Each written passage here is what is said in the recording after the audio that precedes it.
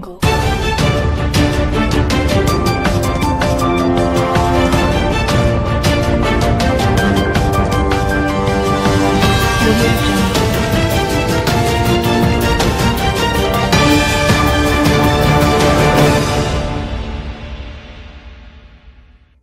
If you are tuned in right now, you are in a collaborative mode to help national government agencies and local government units craft policies and plans using evidence-based research.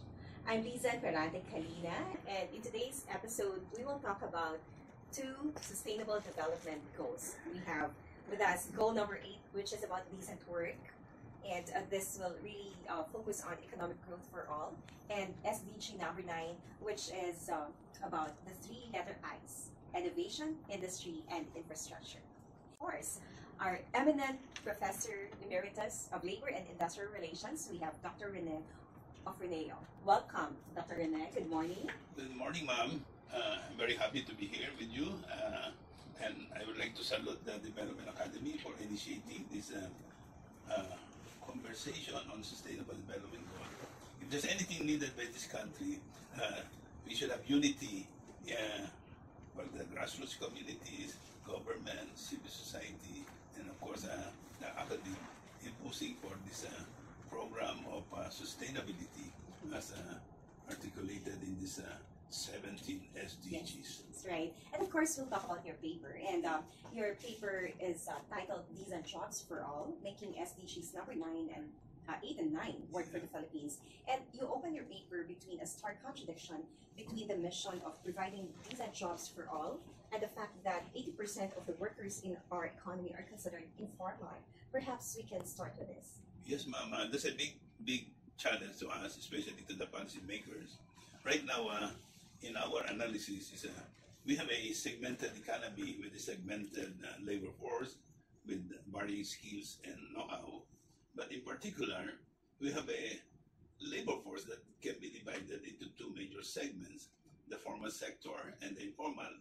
And so, based on the one study done by one of our faculty at Soler, around 80% of the workforce belong to the informal economy. And this is a big challenge if we want to push sustainability. How can we be sustainable when most of the workers are in occupying jobs that are not secure, informal, uninsured, unprotected, and very vulnerable to all kinds of risks? So we need to do something to rethink how we can change this state of affairs. But this has been a problem since then, right? And are there any structural changes that need to be reversed in order for us to really secure the jobs and improve the formal economy rather than having 80% is or belonging to the informal economy? Well, thank you, ma'am, for raising the issue of structural change. That's what is really needed because you see, there's a global code of the ILO and also of this UN SDG for decent jobs for all. But you cannot create decent jobs without sustainable industry, sustainable agriculture, and you have a network of strong communities around the country that's able to provide the needs of the people. Now, to make this happen, you really need some structural changes. And that's why in my paper, we are arguing that, yes, we need a structural change, but not the old envisioned structural change envisioned by the IMF and the World Bank. We have to push together, government, civil society, and others, in rebuilding our industry, rebuilding our agriculture, and then you see, rebuilding the community. You see, we have a series of typhoons, and ma'am, you see, I think we are all witness to the devastation visited by the typhoons to numerous communities around the country, and immediately we see right with our eyes that most of these communities are not ready, very unsustainable. And then we talk of infrastructure. I was asking myself, not only where are the missing infrastructures for floods, but also where are the infrastructure for the poor? And so how can we? So that's SDG 9. But this is also all about looking at the long-term growth and, of course, protecting domestic industries, where your paper talked about industrial policy. Can you further elaborate on this? You see, thank you for raising that issue. For quite some time in the circle of among economists, the term industrial policy was not well received. But today, everybody's talking about industrial policy. And then you have Donald Trump in America. You see, he won on the basis of MAGA, Make America Great Again. Yeah. He's talking about bringing jobs back to America, talking about rebuilding American industry and creating jobs for American workers. Here, when we talk of industrial policy as defined by the UNCTAD, the UN Conference on Trade, says that it's a concerted, focused effort of the government to build up industry, to build up sector, not necessarily to pick up so-called winners, as argued by some those opposed to industrial policy, but general capability building. Where will Japan be had they not pursued industrial policy? South Korea, and now China, all our successful neighboring Asian countries pursued industrial policy. Now what we are saying is we in the Philippines should do the same, have some focusing, have some concentration of united efforts of industry and so on. But of course, it's easier said than done. Yes, that's right. But this is about crafting a comprehensive industrial strategy. Somehow, do we have a draft already, or do we have to start from scratch? No, we don't have to start from scratch. But you see, you'll be surprised, ma'am. A lot of Filipino engineers, a lot of Filipino scientists, in the social media, I see them discussing what has happened to the Philippines. Yes. And then, and some of these engineers and scientists occupied the high-paying jobs abroad as overseas workers. And they said, we should do something to the country. I'm referring to a group called One Industria. And I was so fascinated with the discussion. You see, this technology is available, but how to use it, harness it in the right way, and then how to mobilize the people. And here, ma'am, the academy, Yes. the Development Academy of the Philippines should take a leadership role. And when it comes to the government, we are saying, government, don't take a passive role. We have two nods. And then a very good starting point to rebuild the industry is you look at the needs of the people. What do the people need? We need good transport. And yet we are not doing enough to develop the mass transport system. We have the capacity to develop modern jeepneys, and yet we're doing importation and creating jobs abroad. Our agriculture needs revival. But once upon a time, we used to produce a number of agricultural machinery. We have to rebuild the capacity. Yes. And then at the community level, there are so many needs. So why do we give jobs under TUPAD? 1 week, 2 weeks, but there's no focus on capacity building. So I was saying that jobs that are generated by government ayuda or government assistance to the poor community should have a little more focusing on how to produce capacity to produce needs like food needed by the community. So we start on, we're not starting from nowhere or abstract. We're starting from where we are. Yeah, that's good. That's a good point, Dr. Rene. And of course, the Development Academy of the Philippines started with your research on industrial policy, and that's a good start likewise. But we also have our Philippine Development Plan.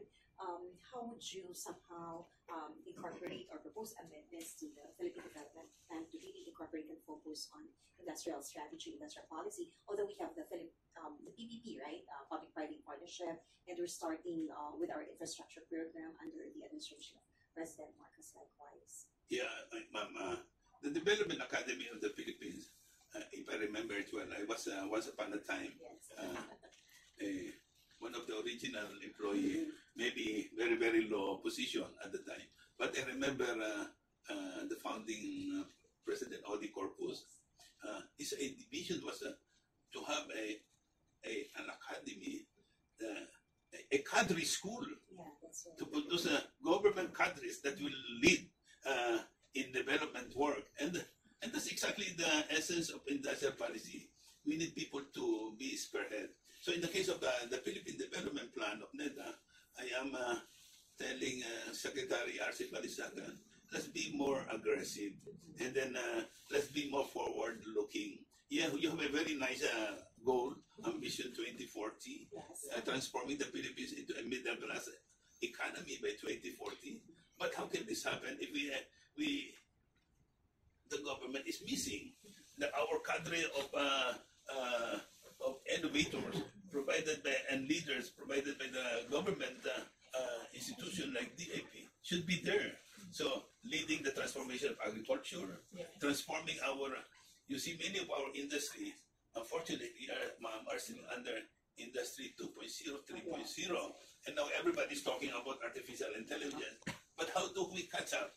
I'm not saying that we immediately jump to industry 5.0, but scaling up is a major, that scaling up cannot happen without us getting into that.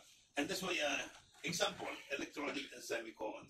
Electronic and semicon industries, in 1970s, we were, Thailand, Taiwan, South Korea, we were all engaged in assembly work. How come these countries forge ahead Yes, that's and right. left us behind? And then in the case of Taiwan, they're even producing these super nano chips. That is the focus of the conflict between US and China. But we don't have to jump to that very high level. But let us address the scaling up, Scaling up. the higher rungs of the industrial ladder. Yeah, and of course, our SDGs 8 and 9 stress the importance of technological innovation, sustainable infrastructure, and job creation. So how can these global goals be effectively integrated into the Philippines' industrial roadmap to, of course, drive long-term economic growth and inclusivity, especially industries like agriculture and manufacturing?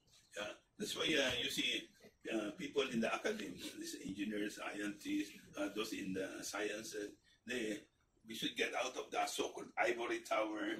And you have this I read this very good project of the DOST science, producing this the technology hubs, partnership within DOST with the local communities, and then UP now is talking about partnership, and I'm sure you're part of this partnership between UP and the and not only with the constituent universities, but with the SUCs, Yes. and then with the partnership with the local governments.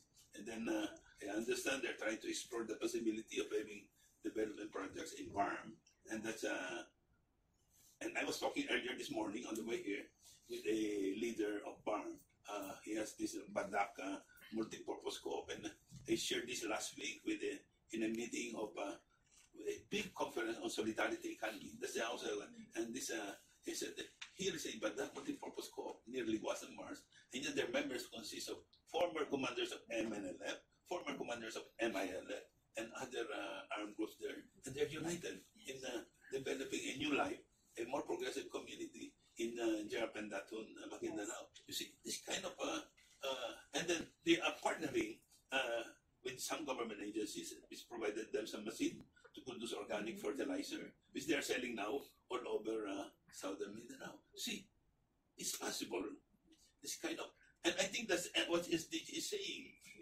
People, planet, prosperity, peace. But all of them united by partnership, the 5 Ps. Yeah, that's right. Because of course, government alone can do it. So we need to have the CSOs, NGOs, and other stakeholders. And I think taking off from your discussion, what's really important here is to develop the so-called culture of innovation, and that's something lacking. I think it's the mindset that we really have to focus on and incorporate in our training programs, like you mentioned about capacity building. So how do we incorporate the culture of innovation in order for us to scale up these initiatives? This culture of innovation should go hand in hand in developing the culture of partnership and the culture of dialogue.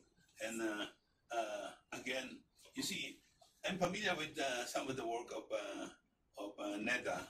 I noticed that at the regional level, NEDA plays a more advanced role under their regional development council, their leader. I hope that in the case of NEDA, there will be more open at the national level on contributions of ideas coming from broad civil society movement. And then in relation to all of this, ma'am, we need to address the issue of just transition, because we cannot jump to a higher level without addressing the step-by-step way to go forward. But before that, we also need a just transformation vision. So we have this vision already, SDG by 2030, 2040, but how to go about it. So, and then in relation to this, we have these multiple challenges, but some very difficult essential threats to us. Of course, the issue of climate change. Yeah. And then we have to recognize also, as we discussed earlier, ma'am, this 80% of our labor force are in the informal economy. But this is also a reflection of the highly unequal situation in the Philippines. So you have to address this in a coherent way. So we need just transition in the transformation of industry, of agriculture, of our habitat, of the community.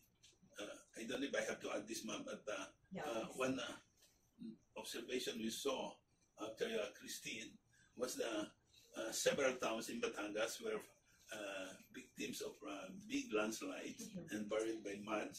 But when some of our colleagues in the university tried to survey the area, they realized that there's a very unequal development in Batangas. In the highland, meaning in the Tagaytay area, they have this highland ridge, they have all these resorts, they have these mansions, these entertainment complexes, and then in between you have this lake, and then the lake full of logs, of wooden slabs and debris, and the land or forest that should protect the lowland towns were no more.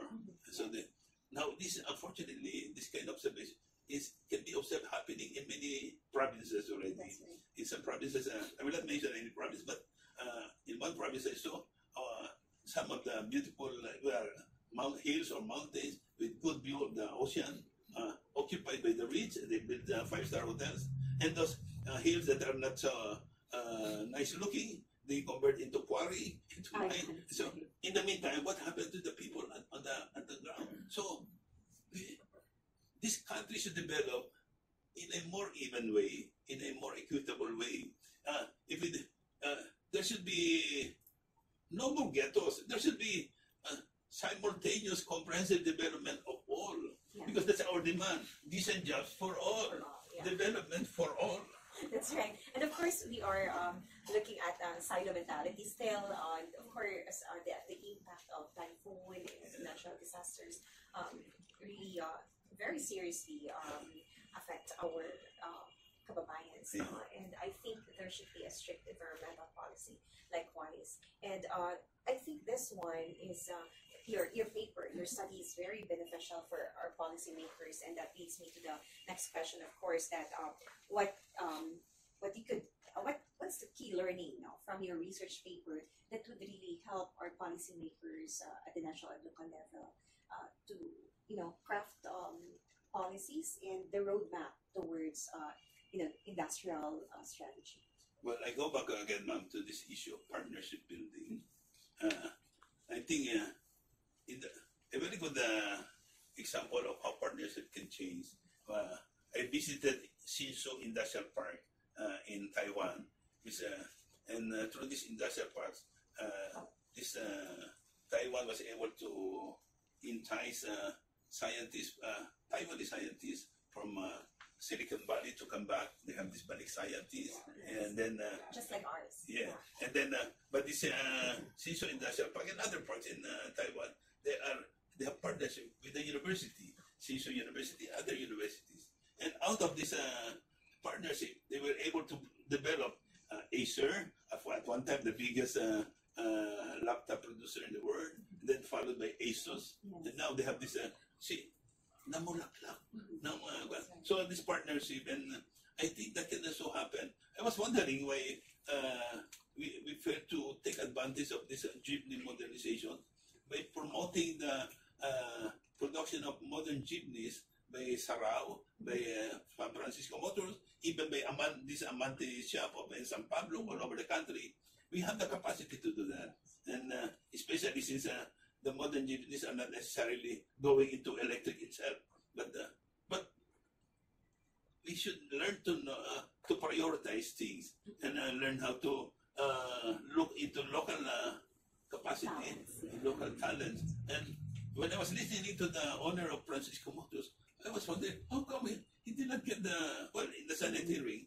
And that's why the Senate voted for the postponement of the jeepney modernization, because this the lack of this vision, lack of appreciation of the importance of transition and the importance of partnership and utilizing local talents and resources. So we can, I'm sure you are doing this already here at DIP. Yes, that's right. I understand you have many extension programs. We have a lot actually for the members of the Philippine bureaucracy, and that's a good point. Really focusing on partnership, because we have a lot of things to do, and prioritization is one. And discovering local talents. Of course, we have a lot of talented Filipinos, and some, of course, work abroad, and that's another issue. But this one is really an emerging issue that we have to focus on, the industrial policy.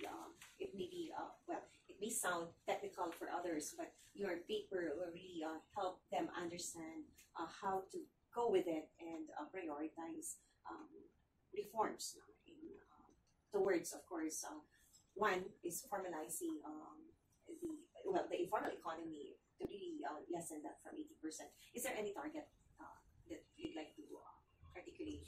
Well, ma'am, I think, you see, I realize after so many years of research, when I talk about industrial policy, it's nice, but tomorrow they forget. Yes.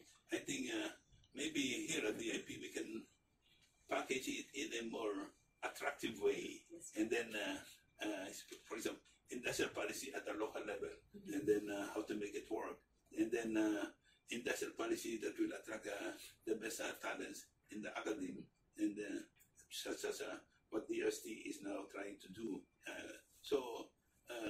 And we did this also, but in relation to some threats that are now emerging in the country.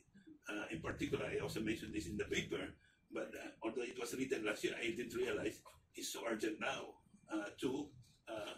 We said that the Philippines cannot remain standing on just two economic legs, overseas remittances, and then you have this call center BPO earning. But I was so shocked that today we see that these two legs are in danger. One, you have the continuing conflicts in the Middle East, which can turn into a bloody all-out war, and so you will have a massive return migration, which the country is not prepared for, and then the remittance. Second, in the case of the call center BPO, I was shocked, and I learned this only that this technology revolution, this artificial intelligence, sweeping also the sector, and then from my students, I learned that some layoffs are now happening, and so are we prepared for this? So we have to be more forward-looking. So in relation to this, you look at our neighboring country, Malaysia.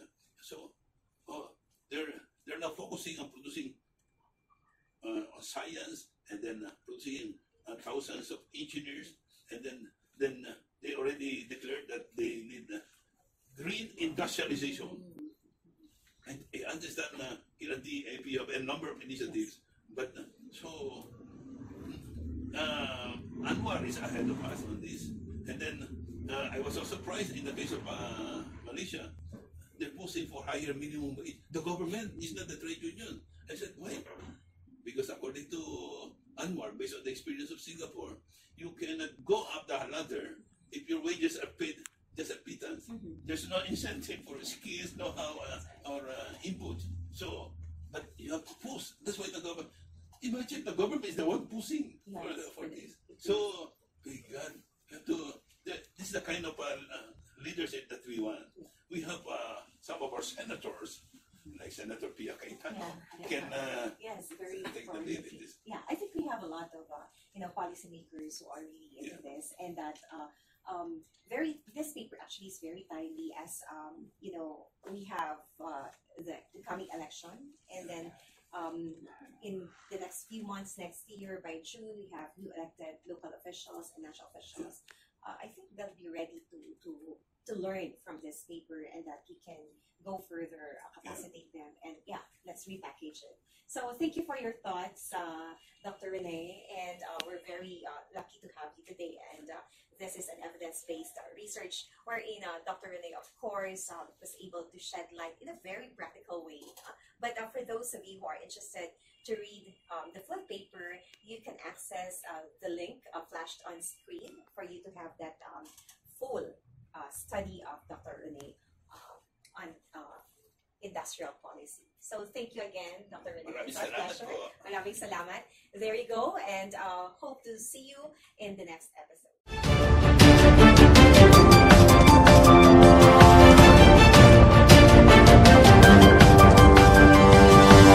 Audio